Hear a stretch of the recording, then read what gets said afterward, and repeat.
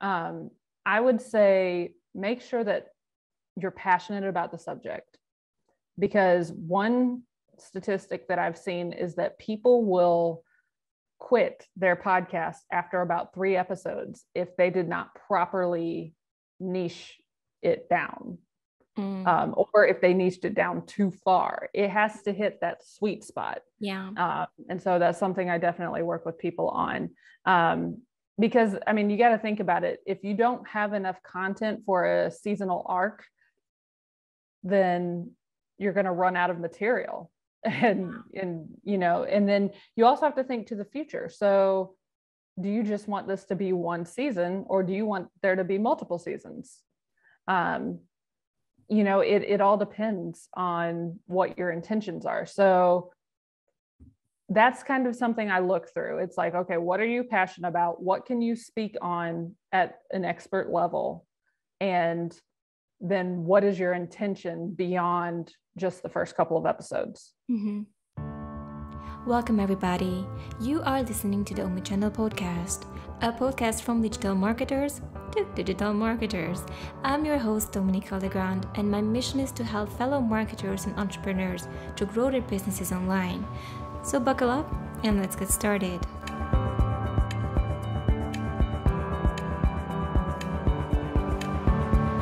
For being here. When I saw your post about the podcast monetization, I'm like, I need to talk to this lady. That was super interesting and just captivating overall. And the fact that you were working in the church and then into the music industry, and now you're pivoting into podcast monetization. You have to walk me through your origin story.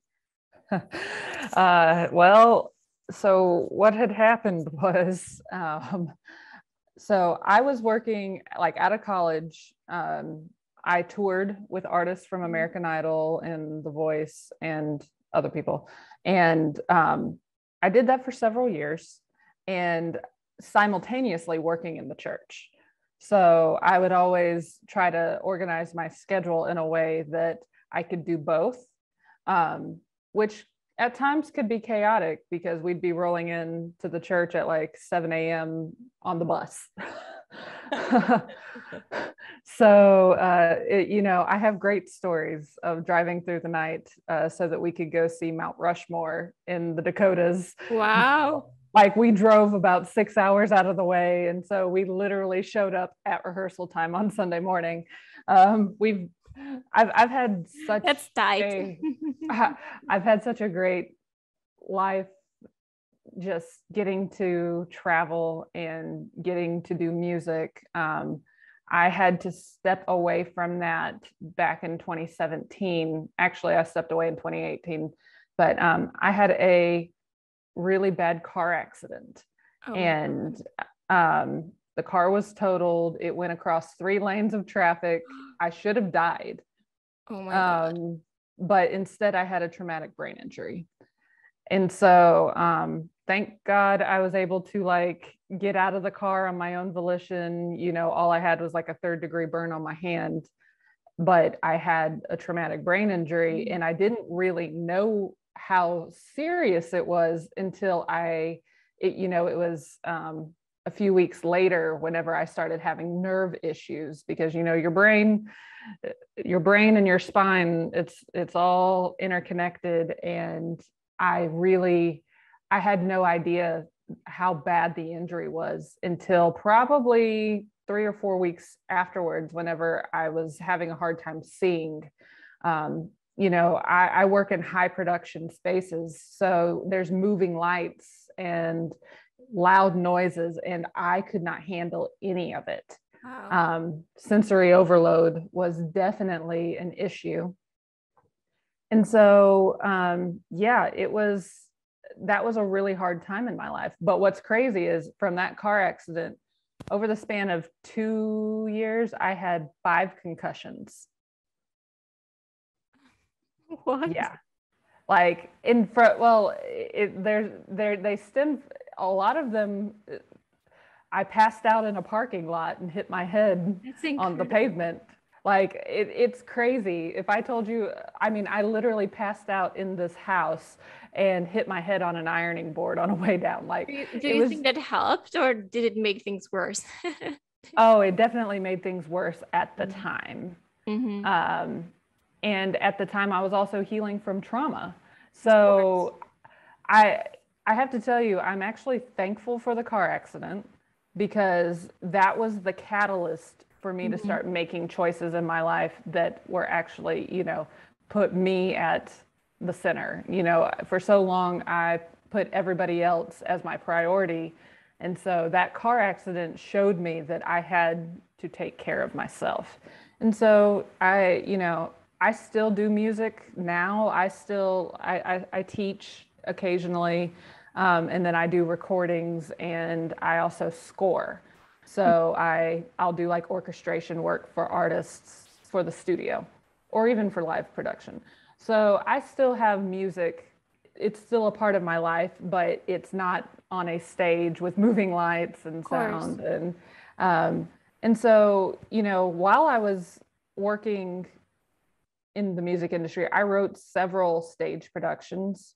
I've written musicals. I've that's kind of the Wow. beginning of my content You're creation saying journey. it as if like it's like no biggie. Yeah, I read musicals and it's a huge thing, by the way. Just you're like talking so casually about these things.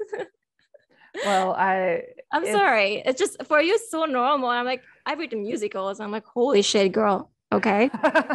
Yeah, that's amazing. You're amazing. well, thank you. That was the beginning of my content creation Mhm. journey, was writing stage productions and tours and stuff like that. And so now, whenever I had my car accident, I had to pivot my business from it being completely music oriented to, okay, what skills do I have that I can monetize? Because I mean, my degree is in church music.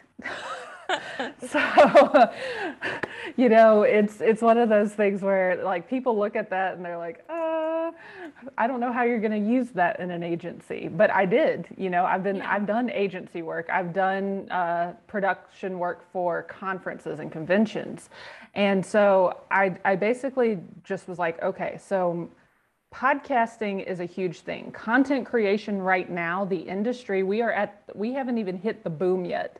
It's projected to get, I think, $330 billion in the next 10 years. Wow. So, like, starting on the ground floor in content creation work, like, that's where I made that pivot. Mhm. And I can't say that it's always been easy, but the work is incredibly gratifying. Like I love helping entrepreneurs, create shows for themselves that make money.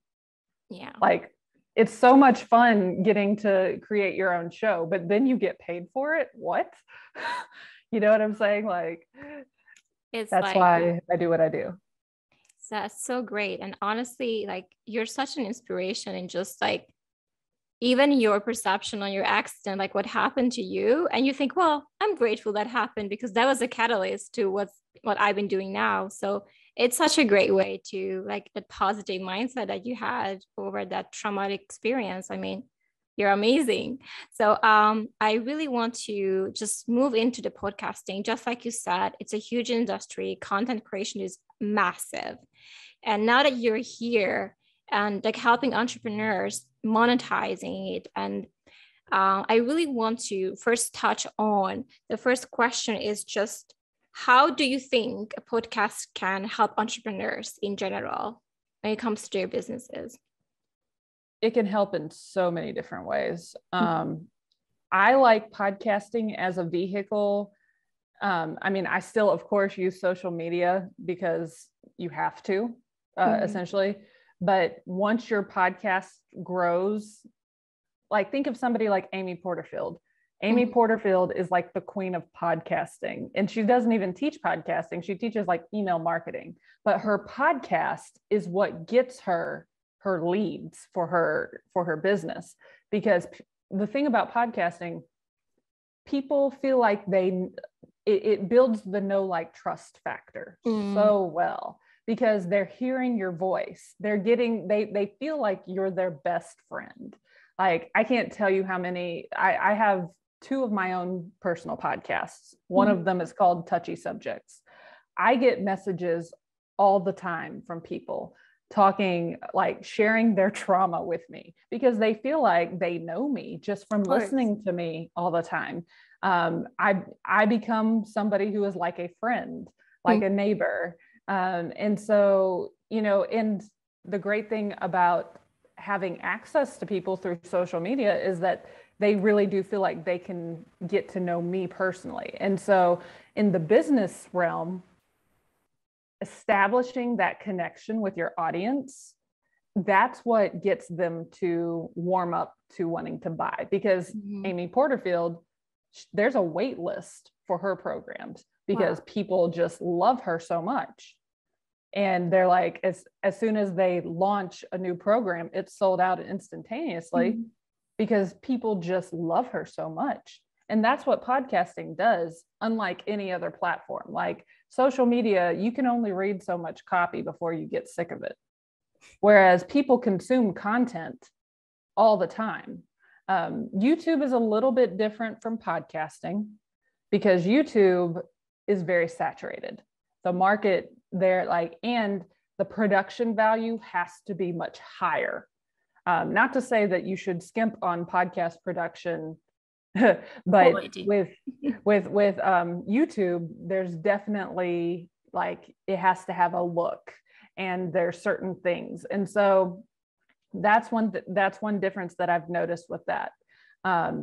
But yeah, I always tell people podcasting is definitely the way to go to expand your reach and to even grow your audience, and then use your podcast in your user journey to get them to where you want to go. So if you want them to follow you on social media, put that call to action in there. If you want to sell out a group, put an ad in there. There's so many different ways to do it.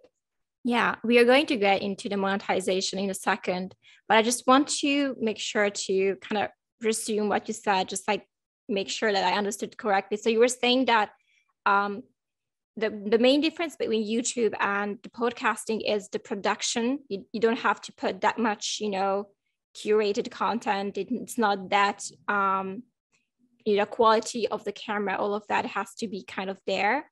Whereas with the podcast, you can start with equipment wise, even a bit on a lower level. So anyone can start, right? Is this something that you're trying to say, that it's not, I don't have to be a famous person to start a podcast, but I can still capture people with absolutely just sharing who I am. So what do you think are the key mindsets behind a successful podcast? Because yes, it's not that saturated as YouTube, but there are a ton of podcasts out there. I feel like there's a lot of them still.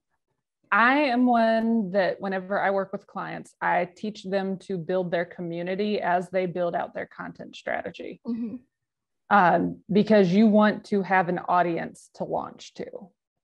And so that's incredibly important. And the thing is that with podcasts, my mom listens to about 7 podcasts a day.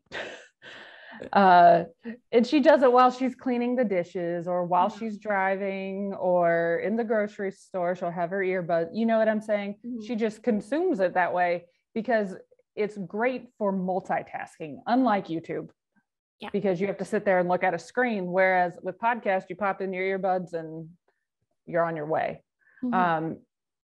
And so that's definitely one perk of it. Another perk that I see with podcasting over a more video situation, a lot of my clients don't want to get dressed up to be on camera. Yeah. That is a real thing. Some people really struggle with their visibility. And so one great thing about podcasting is you don't have to be on camera. It's an audio recording. I have clients that literally, they'll send me a picture that they recorded in their closet in their pajamas. Amazing, right? Well, and that's more from a audio standpoint, a lot of people record in their closets because of, you know, all of the clothes in there. It's built-in insulation essentially.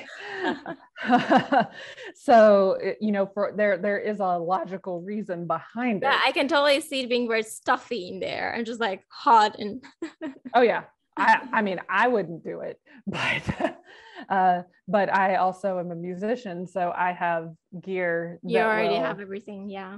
Yeah, like insulation, and so that's kind of a perk. But I mean, not having to be on camera is a perk of podcasting. I would say, as far as mindset is concerned, you have to get really okay with people not always agreeing with you. You have to be okay in your own skin. You have to be able to stand up for yourself. Podcasting is not for the weak, because just to give you an example with my Touchy Subjects podcast, because I put out a episode that was LGBTQ plus affirming. Everybody's like, well, you're gay. And I said, no, I'm not, I'm straight. You can't make an assumption because I'm affirming and I'm an ally to this community. Like that's wrong. I've been told I'm on a slippery slope to hell because I don't believe. What the fuck is wrong with people?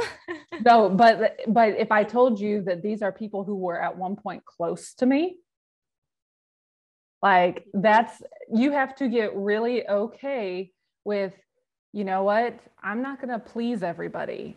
And you have to be like grounded in your decision of, my mission is to hold space for people that are alike. And so it's definitely one of those things where you going into it, I always work with my clients on that. Like in the first week, it's like, not everybody's going to like you. I'm just throwing it like, and you're not going to please everybody. And I know there's so many people pleasers in the entrepreneur market. Yeah. And so, you know, not everybody is going to just always be on board with everything that you're saying. And so you have to be okay with that, like internally. You have to come to that place. I mean, there's been times where I've questioned, should I even be putting this out there? And, you know, it's one of those things where I'm like, this is what I intuitively feel like I need to do. And so I'm going to do it. And hopefully it helps somebody. And so, you know, I guess I don't want to discourage anybody from not starting a podcast for their business. However, you have to be fully aware of what you're signing yourself up for. Yeah. Especially if it's a controversial subject. Exactly. But you know what? There are two things I want to comment on what you said. First of all, my podcast is very friendly in a way that we're chatting about marketing, monetizing, business, all of that. So it's not really controversial in that sense. But what I think, and you can agree with me if you think the same, but the more authentic and less wishy-washy you are, the more people are just like resonating with you. And that also has to do with you expressing those, you know, on those touchy subjects that you think that, okay, this might be a bit, you know, I might get some hate, or, you know, it might get a bit of like dislike, but it's important for me to put this out there because I this is my truth. That's what I believe in. So do you think that those type of authenticity, you know, based podcasts are much more successful because of that? Because I am controversial, I am not wishy-washy. Do you think there's a correlation between being just like, oh, we're just like a happy family here and we're just like discussing subjects? What do you think about that? No, I definitely agree with you. I think that authenticity, it has to be at the base of your, like that has to be the foundation of your business, because people can tell when you're not being your true authentic self. they can sniff that out pretty, I mean, and I think we don't give people enough credit for being intuitive.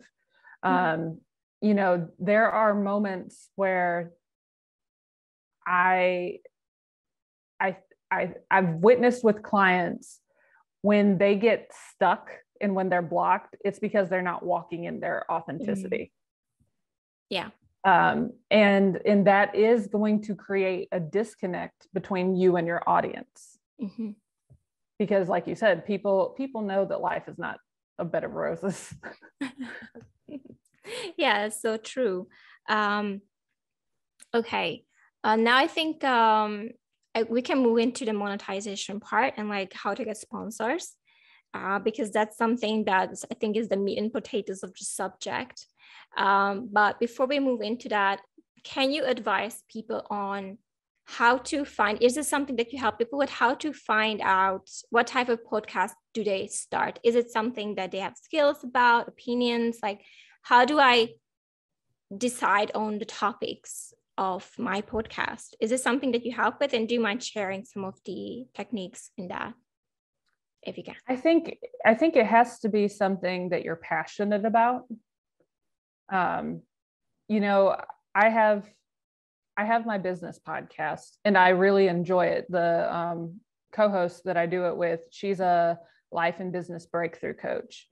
And so she gives her experience in doing that kind of coaching. And I give my experience of working in production world, but, you know, we kind of meet in the middle at mindset and strategy and business kind of stuff. But I will tell you, what truly lights me up is actually the Touchy Subjects podcast, because that is more of where my heart is. Granted, that's my hobby. Like but it's stemming from years of working in a toxic environment and being like, no more. I'm standing up for people. I'm being an advocate. So that's kind of where that passion comes in. That's not to say that I'm not any less passionate about business, because I love it. I love business. I love thinking creatively. I love, you know, getting to work with people to build their shows. I would say make sure that you're passionate about the subject, because one statistic that I've seen is that people will quit their podcast after about 3 episodes if they did not properly niche it down.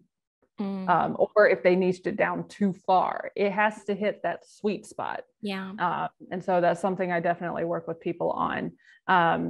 Because I mean, you got to think about it. If you don't have enough content for a seasonal arc, then you're going to run out of material.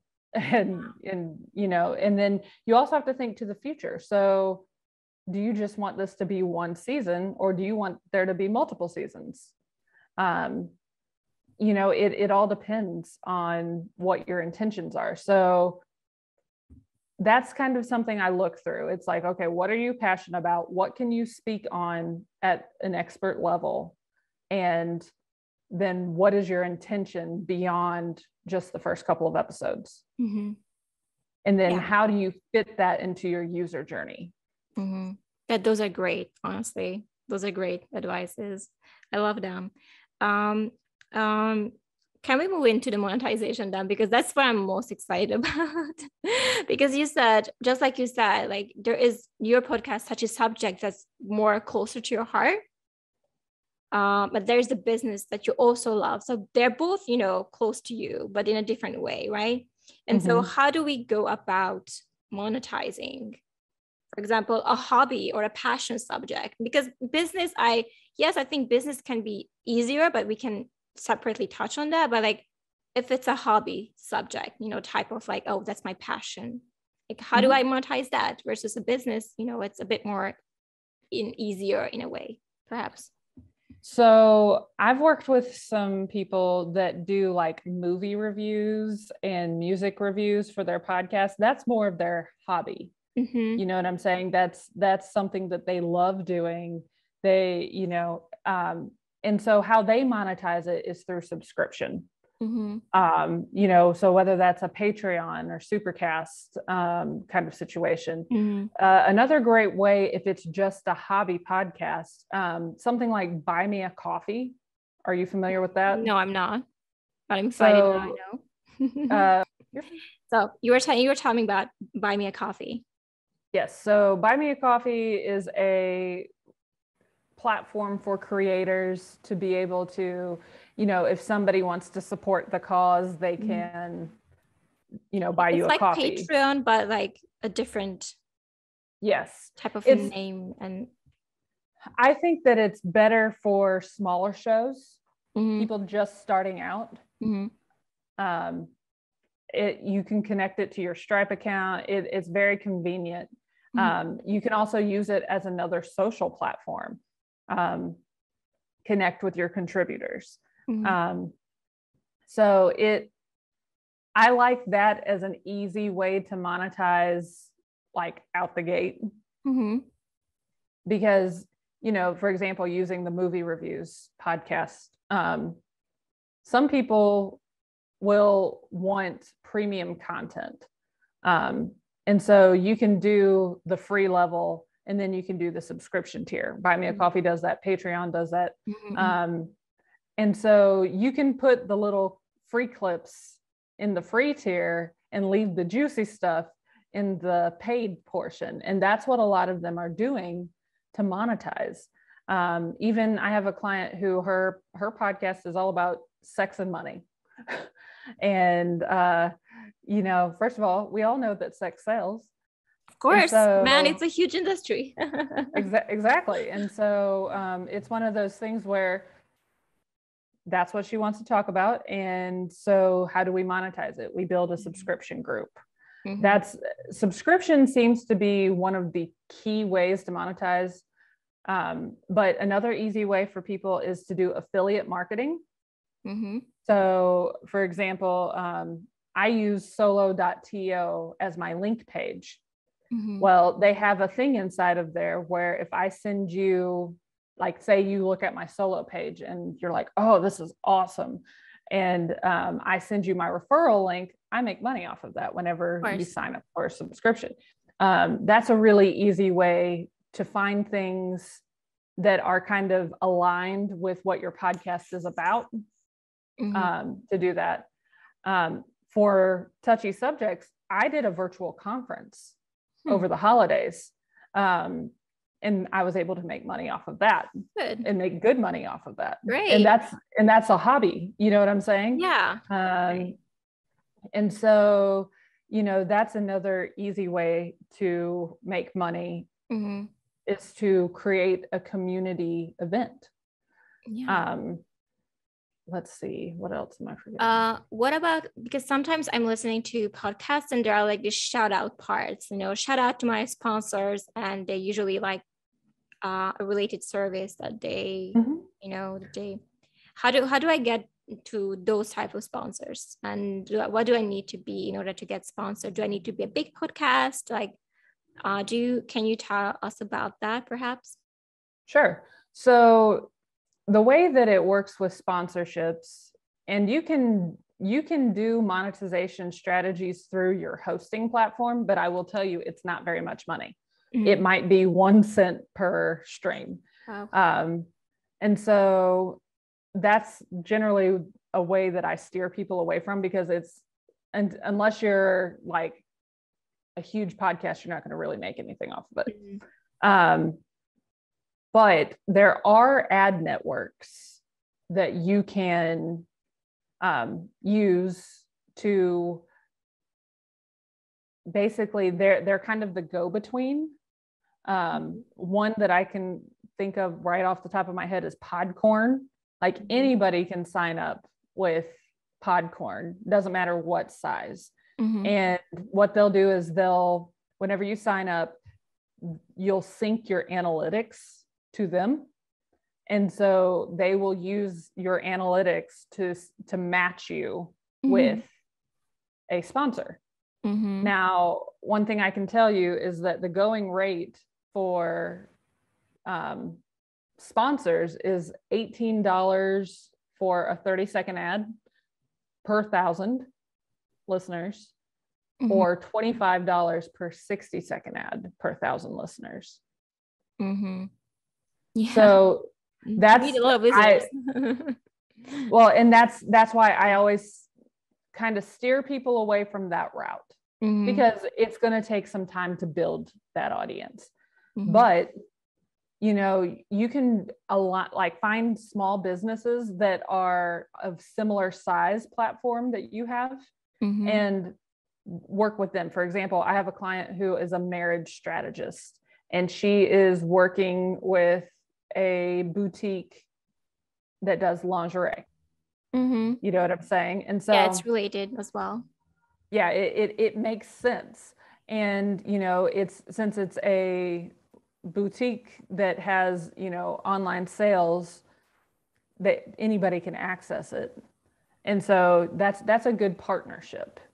And so you can find small businesses that kind of align. I guess that's Mm-hmm. the word that keeps coming up.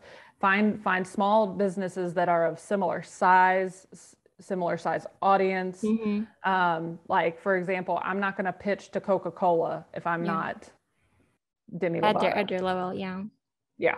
So it's one of those things. Find like-minded and similar sized businesses to do, and then you can work out an agreement that feels good to you.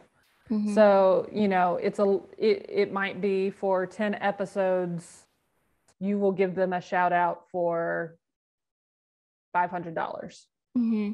which comes out to $50 an episode. Mm-hmm. You know, and of course, I mean, to each their own. That's something that has to be worth it to you. But ad networks are not the way to go in sponsorship. I think that going the route of finding aligned businesses. If you're going to do sponsors, that's the way to do it. But I prefer monetizing through events. That's probably my top preferred method. And then I use my business podcast to get clients. I show my expertise and all of that in those episodes so that people will want to work with me. Yeah. So I get, you know, producing clients, coaching clients, people buy my courses. You know, those are easy ways for business people to monetize. What else? There was something else that I was going to say and I can't remember.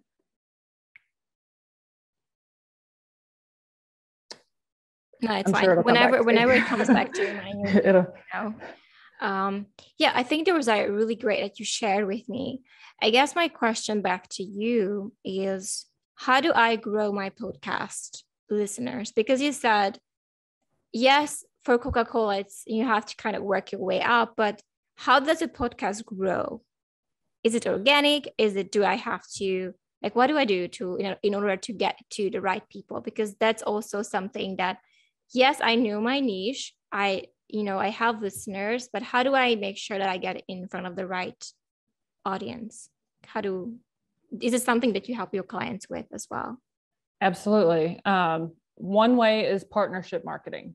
Partnership marketing is one of the most effective ways for podcasters to grow their audience. Why? Because you get on somebody else's podcast and you talk about yourself and, you know, you share, just like I'm doing right now. I'm telling you, I have 2 podcasts. One of them is Touchy Subjects. One is called MONETIZE Me. And so if your listeners just happen to be like, I like her, I'm going to listen to her podcast. That is one way to grow. And it's not stealing. It's not a competitive thing. Yeah. Because like I said, my mom listens to 7 podcasts a day. It's, you know, what's one more? And not everybody's on the same publishing cycle. You know what I'm saying? So it's not a competitive thing as it could be in other industries.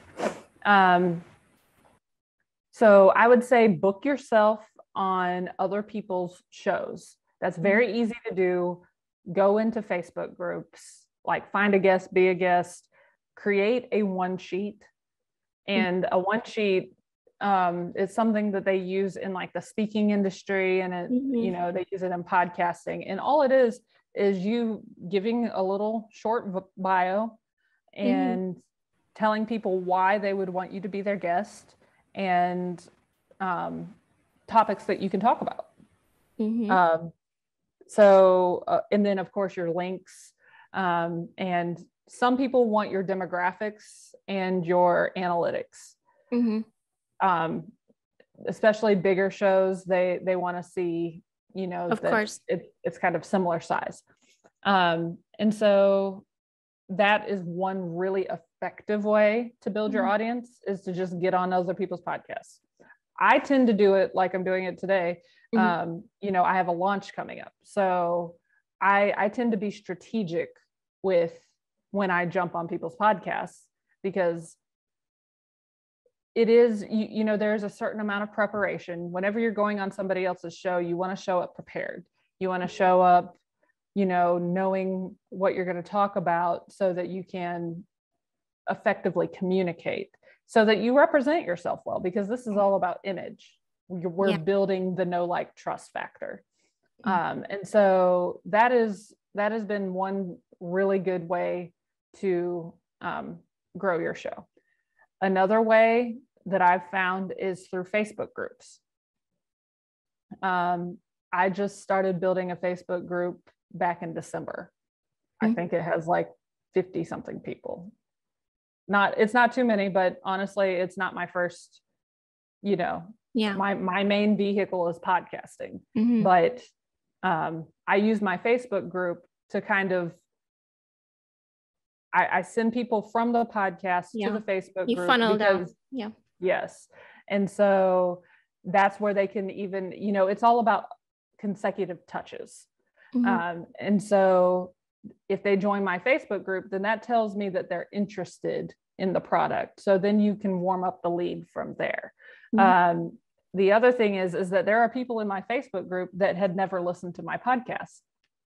And so, you know, whenever I share a new episode, I always share it to my group, so that, you know, it might boost the numbers. I've gone into other people's groups whenever I've released a new episode and promoted it there. I've gotten a lot of hits on that. I just wanted to ask you, like, did you get like people hating on you, or they're like, oh yeah, thank you so much? Or do you think, or how do they react to those type of like promotions, like self-promoting your podcast? Is it something that they react negatively, or like, how did you find the reaction overall? Yes, I did. One time I did. Now that I promoted inside of the Christian podcasters group that I was doing a free training on partnership marketing. Oh my God. Inside of, again, the most peaceful people. Listen, when I tell you that this person was like basically telling me, if I could, it's buried in my text messages. So I screenshotted it. It was basically along the lines of, I'm just here to serve the Lord, and shame on you for wanting to make money. And I'm like, hold the phone. I called him on the carpet, and I said, a workman is worthy of his hire. That is what the Bible says. Keep in mind, I'm a pastor's kid, so I can quote scripture. You know the Bible. Yeah, I know it like the back of my hand. So I did not sin for you. Do not come for me.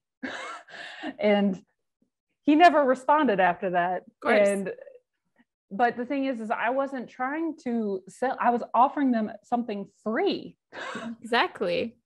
Like that's like, yeah. So I have had instances of backlash in that one. But honestly, whenever I post, for example, I'll go into faith deconstruction groups and post about touchy subjects. I generally get a boost of about 25 listeners every time I do it.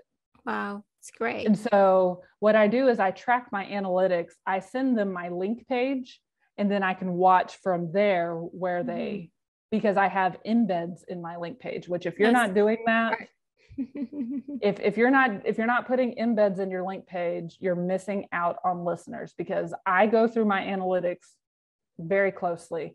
And I can see that out of 1,000 listeners, over 89 at the last time, and that was like a week ago, 89 people had started listening to my podcast from my link page embed. Wow. It's great. So that's one of those things that I tell people to use their link page to track people's interests. So I'll go into a group and I'll post that, and I'll just post, hey, I'm doing this episode on human trafficking. Last month was human trafficking awareness month. And so I had two guests that had been trafficked and they now are advocates. And so, I'll go into groups that the subject matter kind of aligns with. I'll be like, hey, I just did this episode. And I've seen a major gain whenever I do that. Yeah, that's great. No, honestly, and so every time you have a different subject, you would look for related groups, right? And just promote it inside of the group. That's genius. Well, and it doesn't have to be spammy. It's just like, for example, in the faith deconstruction groups, I'll just be like, hey, I don't know if any of you are struggling with religious trauma. I just episode on that. I'm about to release an episode on my experience in the church with sexual harassment. Wow. I'm waiting until Women's Month to do that. And so I actually posted about that in one of those Find a Guest, Be a Guest groups, because I'm like, I want to promote this episode. Crickets. I think only one person liked it. And most of the time, whenever I post stuff, it's like 60 likes. Cricket. Whenever I mentioned sexual harassment. Well, it is a touchy subject after all. It is a touchy. It's not. It is a touchy subject, but it's something that needs to be discussed so that women know how to respond whenever it happens to them. I'm just thinking in the top of my head, I think there's a Reddit subreddit on ex-Catholic or something like that. It's quite big. My Reddit. Yeah. Reddit, Quora, a lot of people, I tell whenever people get stuck in creating content, I'm like, go to Reddit, go to Quora and find trending topics and see how you can make it fit into your content strategy. Yeah, those are great advices, honestly. I'm just thinking that, there is that subreddit on ex-Catholic experiences. I think, if you had that experience, like I think those people would, I think it's like even 100,000 people there just in that subreddit. It's massive. So, I think it's one great way to find listeners and just grow organically. Your podcast doesn't cost you any money. Have you tried, or is it something that you advise your clients to do, monetizing, like advertising, paid ads or something for podcasts, or you find that organic is, already very effective, the groups, shares and all of that? I have had great experience with both. I've done paid ads before and it gets listeners. I've considered, like I was telling you about that episode that I'm getting ready to launch, I've considered putting an ad on that one and targeting a very specific audience. And it's not like my FU to the church. This is not what it is. It's more about awareness that this is happening and we have to stop this. And so, I would be targeting a very specific audience to make sure that it gets heard. With my business podcast, I have some clients who use podcast aggregators. And that's a paid form, and it's not bots. What they do is they go on to different blogs and other things, and they will basically promote your episode in those different places. Now, I haven't done it personally, but I know some people that have had pretty good success with it. And that can range anywhere from like $300 to $600 or $700. But generally what they want is they want you to have a full season do that. Don't do that whenever you launch. Do that whenever your season's over. And that will boost, and so you might find some extra listeners by doing that. I have a client that is interested in doing that. And so, yeah, I don't have any personal experience in that realm. The paid ads, I don't think that it's a bad thing if it's a special episode. But, now that I'm thinking through this, talking with you, I'm like, I could put an ad on my business podcast and drive it towards, our target audience. And that would be a great way to hopefully not only grow your audience, but get new clients in the door. Exactly. So, but thanks so much for sharing all of that insight.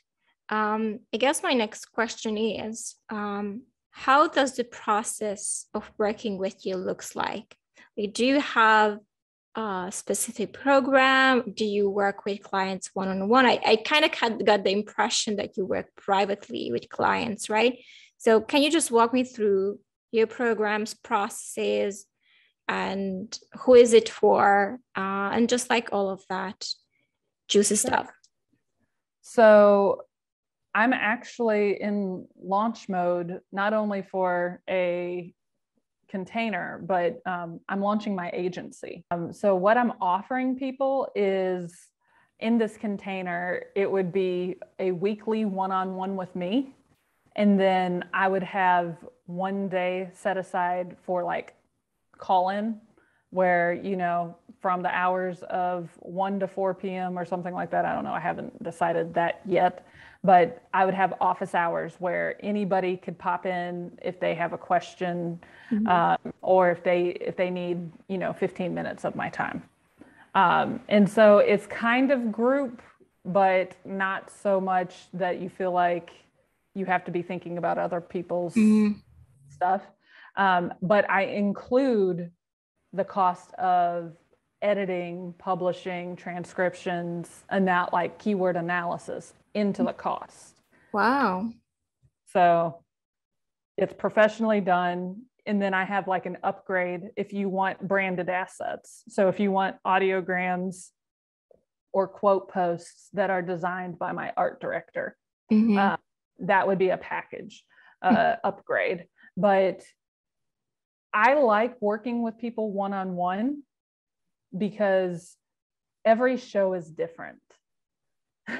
So, if yours is about digital marketing, and then I have the client who is on generational trauma, two completely different things. And while both of you could probably empathize with one another about the podcasting life, it would be one of those things where it would be better suited for everybody's time for you to get a one-on-one with me for 9 weeks, and we build out your show, like whether it's monetization strategy, or if somebody doesn't have a show and they want to start.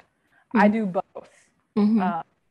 But the great thing is that all of the editing and all of that stuff, the hard part of podcasting is included in it. So it's done for you, and so I definitely have seen where the done for you part kind of, it's almost like it takes out the overwhelm, because it's like, okay, I want to start a podcast, but I have no clue how to do all of the technical stuff. Well, don't worry. We tell you exactly what to do, and then you just send over your assets to us and we handle it from there. Yeah. Honestly, those are great because I love podcasting, but I hated editing. So until I outsourced the editing, it was a fucking nightmare. The editing and just like the audio levels and just making sure it doesn't sound weird. And, when you transition from one to another, like all of that are the ones that I hated about the podcasting experience. Yeah. And I think that whenever people hear that, okay, so you're going to do that for me, all I have to do is plug in the microphone and talk and download the audio and send it to you. They're like, okay, this is Too good doable. to be true, right? Yeah, it's definitely like, I have a coach that she's like, I'm joining your group because I am never going to do this on my own. Yeah. She's hell bent on avoiding it. And I'm like, well, that's fine. You still have to listen back. You still have to tell me, that there's still an accountability portion in the editing process that they have to listen to, because, if I go in and use my ear and say, okay, well, I'm doing cuts, but you stumbled over your words here and there's really no way to salvage it. So I cut that, and they get pissed off because I cut it. Exactly. So that's kind of where that, there's still a little bit of work to be done, but I swear you're not going to have to do anything like super techie. You don't have to become an audio engineer overnight. I have people for that. That's great. That's awesome to hear. So how can someone contact you? Like, what is your, again, I just want to go over for the listeners. So but you were saying that you work with people that are wanting to start a podcast. So they have an idea, or they kind of unsure if it's going to work, but you're going to work with them one-on-one, just figuring out their niche and all of that, and the content strategy, all of that. And you're also working with entrepreneurs that already have their podcasts, but they're like, so what am I going to talk about next week? Or how am I going to make money out of this? So like, you are kind of like on both levels as well, right?